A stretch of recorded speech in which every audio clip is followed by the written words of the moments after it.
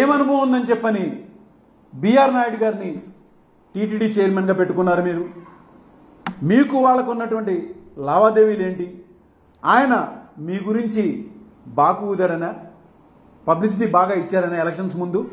ఇలాంటి ఒక అనుభవం లేనటువంటి వాళ్ళని తీసుకొచ్చి మీరు అలాంటి స్థానంలో కూర్చోబెట్టి మీ పబ్లిసిటీల కోసం, మీ స్వార్థం కోసం ప్రజల ప్రాణాలతో ఎంతకాలం ఆడుకుంటారు? ఇది ఒక చంద్రబాబు నాయుడు గారికి ఇది ఒక హ్యాబిట్యుయేటెడ్ ప్రొసీజర్ అయిపోయింది.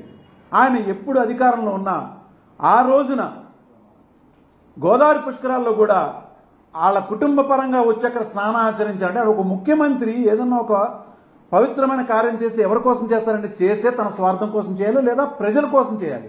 ఇప్పుడు ఆయన చేసిన ఆ పవిత్రమైన స్నానం వల్ల ఎవరికి లాభం కలిగింది? 23 మంది ప్రాణాలు కోల్పోయారు.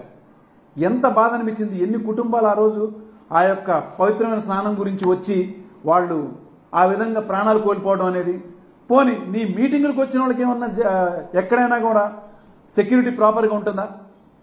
వాళ్ళు తిరిగి ఇంటికి వెళ్తారని చెప్పి నమ్మకం ఉందా? మొన్న ఎలక్షన్ల సమయంలో జరిగినటువంటి మీ యొక్క ఎలక్షన్ క్యాంపెయిన్లో పబ్లిక్ బాగా కనిపించని చెప్పి పర్మిషన్ ఒక చోట పెడితే ఇరుకు సందుల్లోకి తీసుకొచ్చి ఈ చంద్రబాబు నాయుడు గారు తన యొక్క పబ్లిసిటీ స్టంట్తో అక్కడ ప్రకాశం జిల్లాలో కందుకూరులో ఒక 8 మంది ప్రాణాలు కోల్పోయారు, గుంటూరు జిల్లాలో ఒక 3 దాకా ప్రాణాలు కోల్పోయారు. వీటన్నిటికీ కూడా ఎక్కడ కూడా ప్రాపర్ ఫుల్ స్టాప్ లేకపోవటం ఏంటంటే, ముఖ్యంగా పోలీస్ డిపార్ట్మెంట్ కూడా సుమోటో కింద వీటి మీద కేసు నమోదు చేయకపోవటమే. అందుకే వీటికి ఫుల్ స్టాప్ పెట్టడానికి నిన్న జరిగినటువంటి ఈ యొక్క స్టాంపిడ్కి నేను నేషనల్ హ్యూమన్ రైట్స్ కమిషన్లో ఇదే చంద్రబాబు నాయుడు గారి మీద, ఇదే chairman TTD chairman BR Naidu EO మీద నేను ఆల్రెడీ కంప్లైంట్ చేయడం జరిగింది.